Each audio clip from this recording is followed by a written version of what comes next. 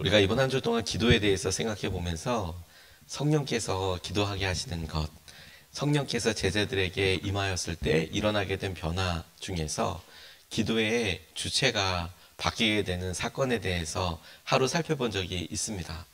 성령께서 이렇게 주도해 나가셔서 이끄실 때를 떠올려 보면 기도가 특별한 능력과 또 특별한 은혜가 있는 것을 보게 되는데, 오늘은 그 중에서도 함께 기도하였을 때, 기도 더하기 기도라고 한 표현이 나 혼자서 기도하는 것도 너무 소중하고 의미 있지만, 근데 이렇게 기도하는 것이 더해지게 될 때, 합심해서 기도하게 될 때, 혹은 우리가 누군가를 위해서 여러 사람이 함께 중보하게 될 때, 그때 일어나게 되는 놀라운 약속과 은혜가 있다는 것을 오늘 본문에서 발견하게 됩니다. 저는 믿음 생활을 하면서 혼자가 아닌 공동체가 필요한 이유, 여러 가지가, 아주 중요한 이유가 있다고 싶어요. 근데 그 중에 함께 기도하기 위해서 전 이 이유가 적지 않다고 싶습니다.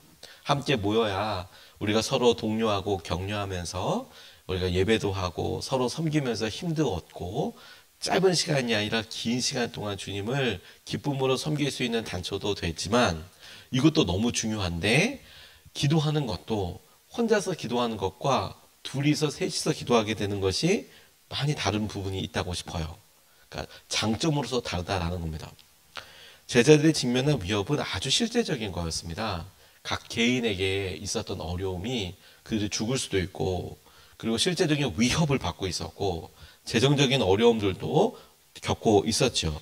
그런데 베드로와 요한이 말씀을 전하자 5천 명이나 되는 사람들이 돌아오게 되었다, 이런 외적인 것을만 보면 와, 이거 대단하다 우리는 이렇게 생각하지만, 예수님을 죽였던 사람들이 당시의 종교 지도자들 아닙니까? 바리새파 사람들이나 대제사장들이나 그렇게 시기해서 죽였어요, 예수님을.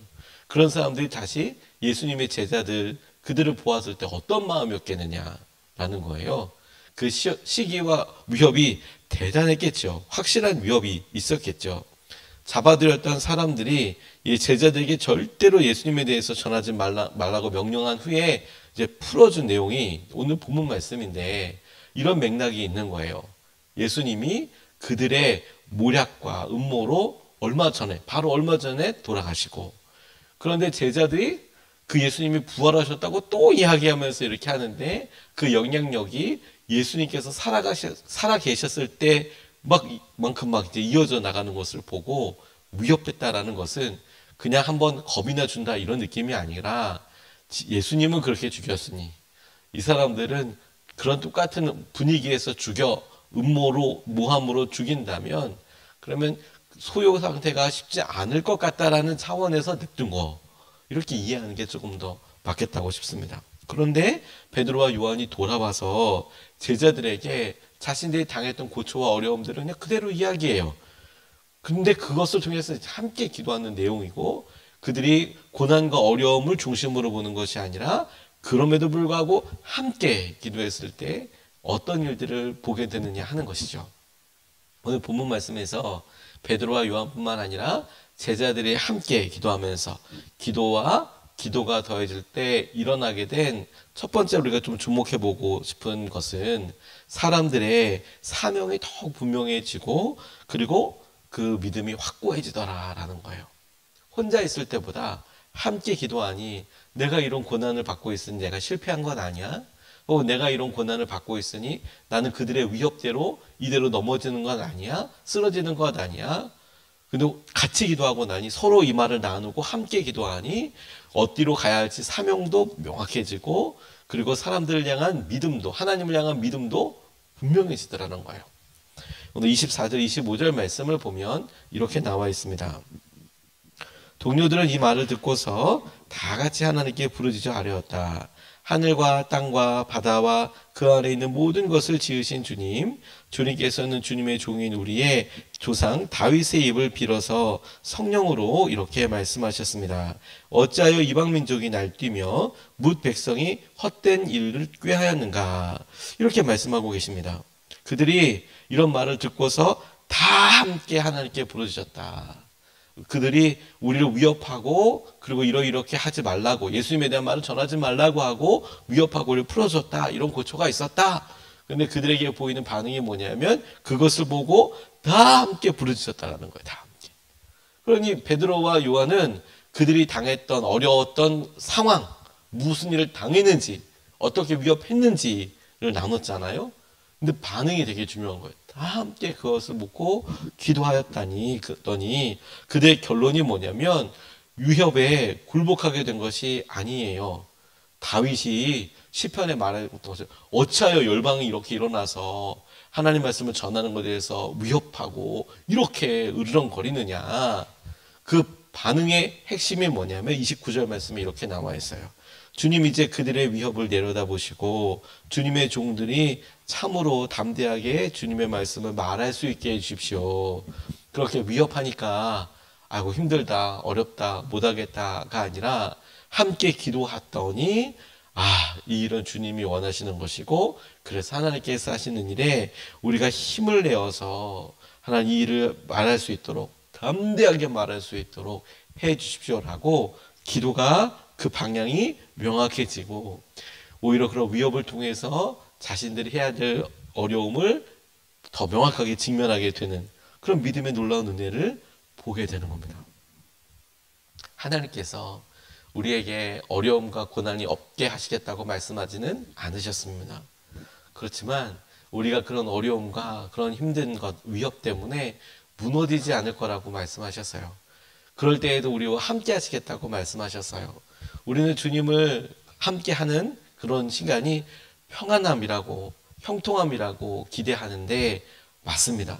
하지만 그 형통함의 핵심은 우리가 요셉과도 같이 그냥 국무총리로 바로 변화되는 이게 아니고 우리가 노예가 될 수도 있고 억울하게 감옥에 갇힐 수도 있고 어려움도 있을 수 있지만 하나님이 함께 해주셔서 형통하게 되는 삶 하나님이 함께 하시기 때문에 그 삶을 우리가 형통하다라고 이렇게 이야기하는 거겠죠. 제자들이 그렇다는 거예요. 혼자 기도할 때는 그들이 어려울 수도 있지 않습니까? 이대로 끝나는 건가? 근데 함께 기도했더니 그야말로 그들에게 그래 이 일이 얼마나 값진가 우리가 함께 일을 나가자 함께 하나님께서 하시는 것들을 보자 이런 것들에 대해서 마음을 나누게 되고 붙잡을 수 있게 되었다.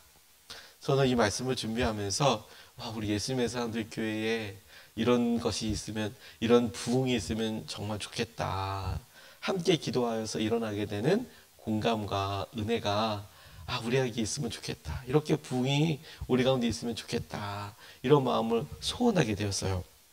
하나님을 경험하는 삶이라는 제자훈련 교재에 보면 헨리 블랙가비 목사님의 이야기가 이렇게 나오는데 이분이 이런 이야기를 하세요. 하나님만 하실 수 있는 일들이 있습니다. 그런데 기도하는 사람들이 서로 만나게 되는 겁니다. 이게 하나님만이 하실 수 있는 일이라는 거예요. 자석 같은 겁니다. 만나게 해달라고 기도합니다. 등산할 때 친구들을 만나면 이 길을 잘 가는 것인지 확인하게 되잖아요. 이 올라가는 길이 맞아요. 일로 가면 무슨 봉, 노고단 길이 여기가 맞나요? 서로 물어보지 않습니까? 혹은 서로 올라가고 있다는 것 자체가 이 길이 영 헤매는 길이 아니구나. 어딘가로 있게 되겠구나. 이걸 우리가 알 수 있듯이 기도할 때 서로 함께 기도하는 사람들 통해서 은혜를 나누고 하나님께서 하시는 것들을 보게 되는 거. 이게 기도의 놀라운 능력이에요.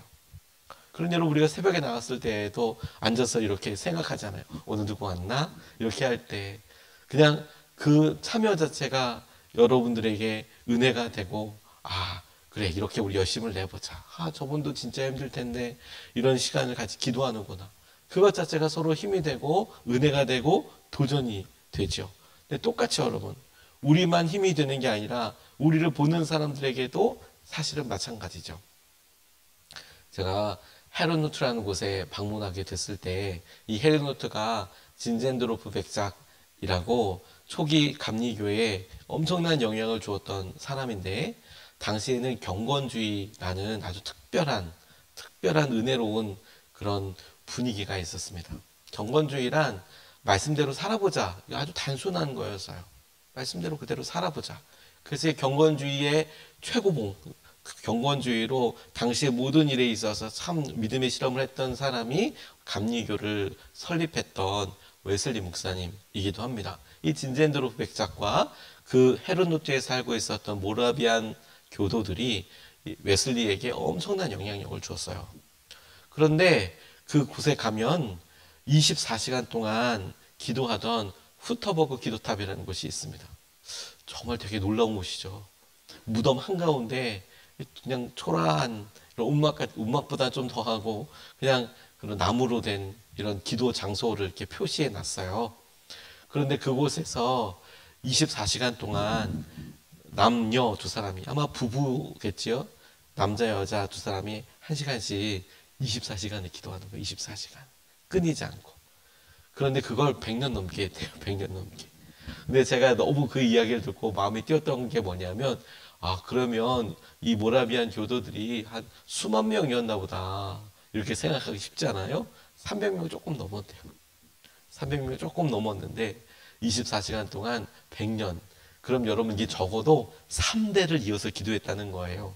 한 사람이 100년 살 수기는 쉽지 않잖아요. 3대를 이어서 그 자리에서 릴레이로 그렇게 기도했다. 그리고 그 시기에 유럽 전체가 파송한 그런 선교사보다 이 모라비안 교도들 300명밖에 안 되는 그런 사람들이, 자녀들, 형제 자매들이 자비랑 선교사로 엄청 전 유럽으로, 전 세계로 나가기 시작했는데, 그 숫자가 전 유럽이, 전 기독교 인구가 보낸 선교사 숫자보다 더 많이 보냈다. 더 많이 파송했다고 그래요. 함께 기도할 때 그런 놀라운 은혜가 있어요. 두 번째로 주목하고 싶은 것은 기도가 더해질 때, 기도가 더해질 때, 그럴 때 능력이 나타나고 성령으로 충만해집니다. 이게 함께 할 때 은혜이죠. 30절 말씀을 보면, 그리고 주님께서 능력의 손을 뻗치시어 병을 낫게 해주시고 주님의 거룩한 종 예수의 이름으로 표징과 놀라운 일들이 일어나게 해주십시오. 이렇게 이야기하게 됩니다. 기도가 더하여지면 능력을 경험하게 됩니다. 능력을. 더 정확하게 말하면 능력을 경험하게 하는 것은 주님이시고 성령님의 능력을 경험하는 것이지만, 함께 기도함으로 인하여서 모두가 이것을 경험하게 됩니다. 하나님이 하시는 일들을 우리가 보게 됩니다. 함께 기도할 때 병이 낫고, 하나님이 하시는 것을 볼 때 표징이 일어나고 놀라운 일들이 일어나게 되는 것을 보게 돼요. 그래서 31절 말씀에 보면, 그들의 기도를 마치니 그들이 모여있는 곳이 흔들리고 그들은 모두 성령으로 충만해서 하나님의 말씀을 담대히 말하게 되었다. 그들의 기도에 대한 응답으로 성령께서 확 오시는 것을 보게 되고 그것을 증거하게 되죠. 기도가 더해지면 성령으로 충만해집니다. 기도와 기도 사이를 성령께서 채우시고, 기도하는 사람과 또 기도하는 사람 사이를 성령님께서 채우세요. 그것이 우리가 초대교회 기도하는 것을 놓고 보게 되는 은혜이고 기쁨이죠. 우리가 이것을 주목하고 하나님이 하시는 것에 있어 은혜와 주의 마음을 누리게 되는 그런 통로로 삼아야겠다는 생각이 들었습니다. 중학교 시절 때, 아마 그때라고 기억이 되는데, 우리 제가 중고등부일 때 중고등부 우리 같은 친구들과 기도원에 기도하러 간 적이 있습니다. 저희들이 자발적으로 간 것은 아니고, 제 기억에는 그럴 때 우리 선생님들이 기도하자라고 이렇게 기도했는데, 멀리 이렇게 시골로 가긴 조금 그렇고, 제 기억으로는 주말에 금요 성령 집회 때라고 생각이 드는데, 선생님들이 비상하게 우리 중고등부 아이들을 데리고, 그때 아마 도시에 있는 기도원이었던 걸로 기억이 들어요. 그냥 타라고 해서 타고, 내리라고 해서 내리고, 갔더니 기도원에 이제 계단 올라갔던 기억이 있는데, 근데 많은 아이들이 간 건 아니었습니다. 그 중에 한 명은 어머니만 교회를 나오고 또 본인만 이렇게 나오는 그런 가정이 있었어요. 저보다 한 살 어린 친구였는데, 근데 어머니는 참 열심히 나오시고, 근데 본인만 이제 나오고 이러고 있는데, 기도하는 가운데 모두가 이제 뒤에서 막 진짜 두려운 그런 느낌이 확 든 거예요. 갑자기 이제 저희가 4명, 5명이라고 기억이 되네요. 지금 생각해 보니까. 그냥 모여서 이렇게 우리 짝 기도하듯이 모여서 손잡고 기도하는데, 한꺼번에 동시에 너무 두려운 거예요, 갑자기. 뭐 이유도 없어요. 갑자기 막 너무 두렵다라는 생각. 그러니까 점점 기도가 뜨거워지더라고요. 막 기도가 정말 간절히 나오면서 하나님 왜 두려운지도 모르지만 간절히 기도하고 이렇게 이야기하는데 고비를 이렇게 넘어갔어요. 그거 아세요? 그렇게 두려울 때 간절히 기도하면 두려움이 사라져요.